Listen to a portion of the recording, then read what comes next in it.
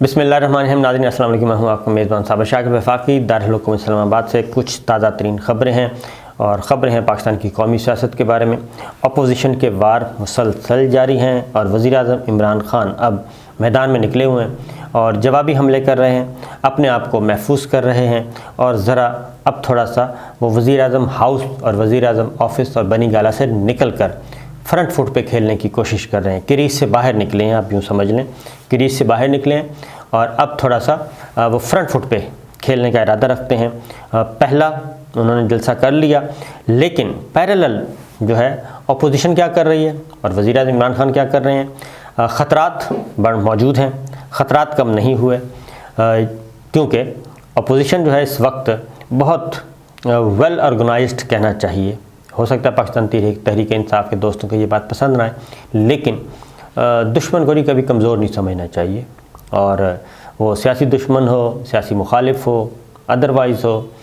دشمن سے کبھی بھی آنکھیں بند نہیں کرنی چاہیے۔ اور دشمن کو جب بھی موقع ملتا ہے، اور خاص طور پہ جو پولیٹکس میں مخالفین ہیں وہ بڑے مکار ہوتے ہیں، عیار بھی ہوتے ہیں، مکار بھی ہوتے ہیں اور منافق بھی ہوتے ہیں،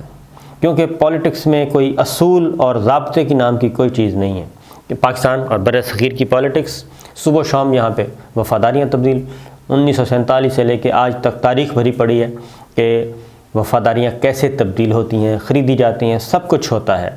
اور پیسہ بھی چلتا ہے، رشتہ داری بھی چلتی ہے، برائی، دھمکیاں، دھونس، دھاندلی، سب کچھ ہوتا ہے۔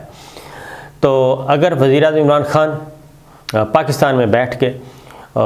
ویسٹرن مغربی جمہوریت اور مغربی اصولوں کو لانا چاہیں گے تو وہ پاسبل نہیں ہے، اس کے اکارڈنگلی یہاں پہ پولیٹکس کریں گے، پاسبل نہیں ہے۔ اور پھر ایسے میں کہ جب کہ کولیشن گورنمنٹ ہے، مخلوط حکومت، اور ان کو اپنی وزارت عظمیٰ بچانے کے لیے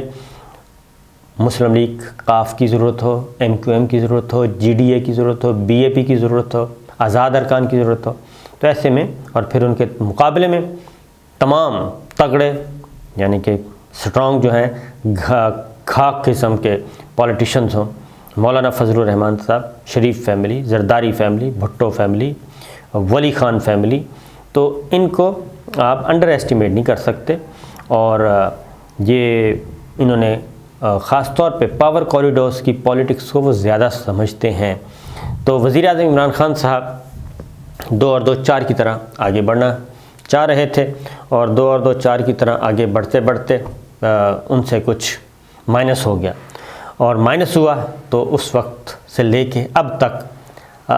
ہر روز کوئی نہ کوئی مسئلہ ہوتا رہتا ہے۔ اب آتے ہیں ہو کیا رہا ہے اس وقت۔ اپوزیشن کیا کر رہی ہے؟ اپوزیشن نے اب ایک اور چال چلی ہے۔ مولانا فضل الرحمان صاحب اور جہانگیر ترین صاحب کی ملاقات ہو چکی، اب یہ ساری چیزیں جو ہیں براہ راست پولیٹیشنز خود کر رہے ہیں اور نظر آ رہی ہیں۔ اب جو اسٹیبلشمنٹ کا ایلیمنٹ ہے اس کو اگر ہم ساری پولیٹکس کو اور تجزیہ کو، انفارمیشن کو اسی بنیاد پہ کرتے رہیں گے کہ اسٹیبلشمنٹ کہاں کھڑی ہے، اسٹیبلشمنٹ نے ساتھ چھوڑا ہے کہ نہیں چھوڑا عمران خان صاحب کا، امپائر کیا سوچ رہا ہے، امپائر نیوٹرل ہوئے ہیں یا نہیں ہوئے، اگر ہم اس اینگل سے پولیٹکس کو دیکھتے رہیں گے تو میرا خیال ہے کوئی صحیح ڈی ٹریک ہو جائیں گے۔ اب ذرا دیکھنا چاہیے کہ فیلڈ میں ہو کیا رہا ہے، صرف ان کو دیکھیں جو کہ پہلے کبھی نہیں ہوا تھا۔ اب پولیٹیشنز براہ راست کھل کر آ رہے ہیں اور ملاقاتیں کر رہے ہیں۔ مولانا فضل الرحمان صاحب، جہانگیر ترین کی ملاقات، ان کی ہوئی ملاقات، اور ظاہر ہے کیوں ہوئی، تو ترین صاحب کو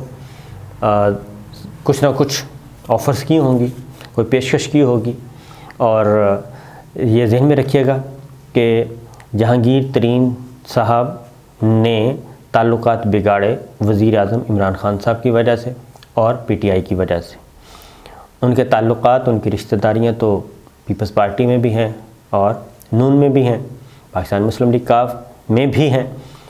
تو وہ ایک صنعت کار بھی ہیں، انڈسٹریلسٹ بھی ہیں، فیوڈل بھی ہیں، سب کچھ ہیں، تو انہوں نے سب کو چھوڑا، ان کے لیے بہت اچھی آفر موجود تھی، تو وہ وزیر اعظم عمران خان صاحب کے ساتھ آئے۔ اب وزیر اعظم عمران خان صاحب سے کیا غلطی ہوئی؟ وہ یہ غلطی ہوئی کہ وہی ویسٹرن جمہوریت کہ میں نے تو صرف اصول کی خاطر آگے بڑھنا ہے، اس میں انہوں نے جب وہ شوگر کرائسس آیا اور اس میں جہانگیر ترین صاحب بھی اس میں لپیٹے میں آ گئے، یہاں سے معاملات خراب ہو گئے۔ JKT کا خیال ہے کہ یہ سارا کچھ وزیر اعظم آفس میں بیٹھے ایک دو بیوروکریٹ اور ایک دو اور لوگ، شہزاد اکبر صاحب کا نام اس میں آتا ہے کہ ان لوگوں نے خاص جوڑ توڑ کر کے اور مینیپولیٹ کر کے یہ سارا کام کیا، اور مجھے اور وزیر اعظم عمران خان اور جہانگیر ترین کے درمیان معاملات خراب ہو گئے۔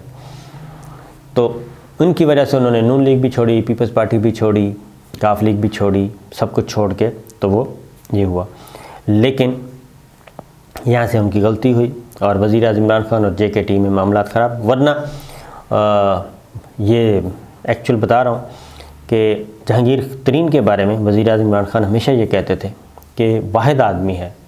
میری جماعت میں، میرے قریب، کہ جس کو جو ٹاسک دیا جائے اور وہ بڑے ویل آرگنائز طریقے سے کرتے ہیں، پورا پولیٹیکل نان پولیٹیکل جو بھی ہے وہ کرتے ہیں، اور زیرک سیاستدان کے طور پہ ان کے بارے میں یہ ان کے الفاظ اوپنلی کہتے تھے، اس میں کوئی یہ نہیں ہے کہ کوئی راز کی بات بتا رہا ہوں۔ تو وہی ہوا، اب معاملات خراب ہو گئے۔ تو جہانگیر ترین صاحب کے ذریعے ہی بہت سارے لوگ PTI میں آئے، اور الیکشن جیتنے کے بعد بھی بہت سارے لوگ اسی آئے۔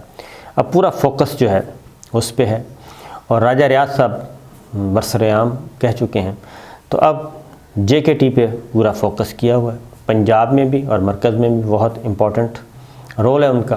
اور سید یوسفزئی گیلانی صاحب جو سینیٹر منتخب ہوئے تھے قومی اسمبلی سے حفیظ شیخ کو ہرانے کے بعد،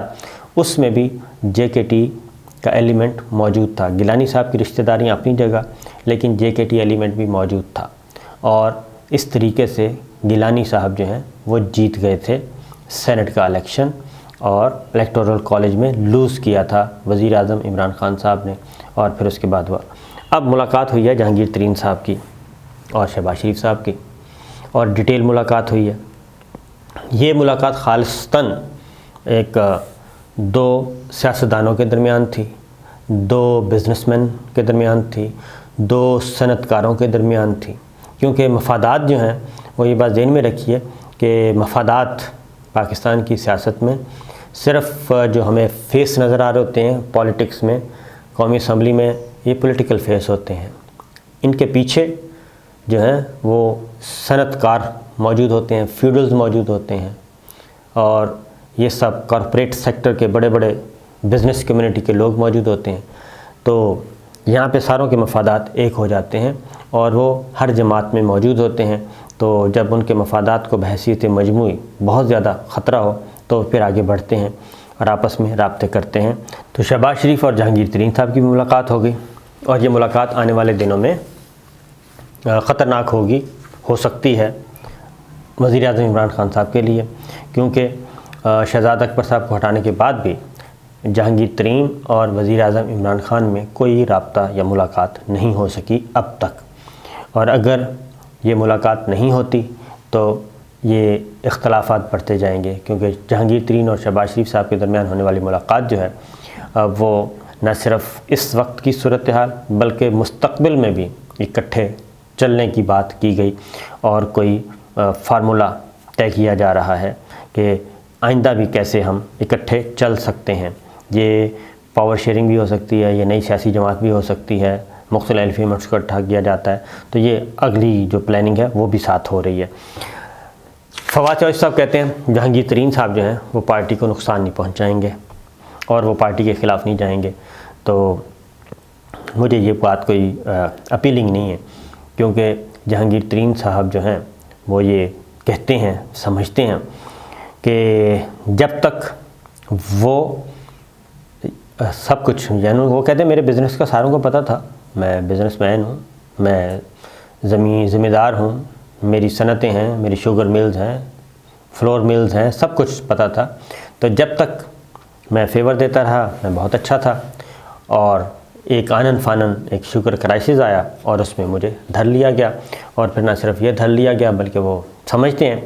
کہ ان کی گرفتاری بھی ہو سکتی تھی، اور انہوں نے بڑی مشکل سے گرفتاری سے بچے ہیں، اور وہ یہ بھی کہتے ہیں کہ یہ سب کچھ اسلام آباد سے کنٹرول ہو رہا تھا۔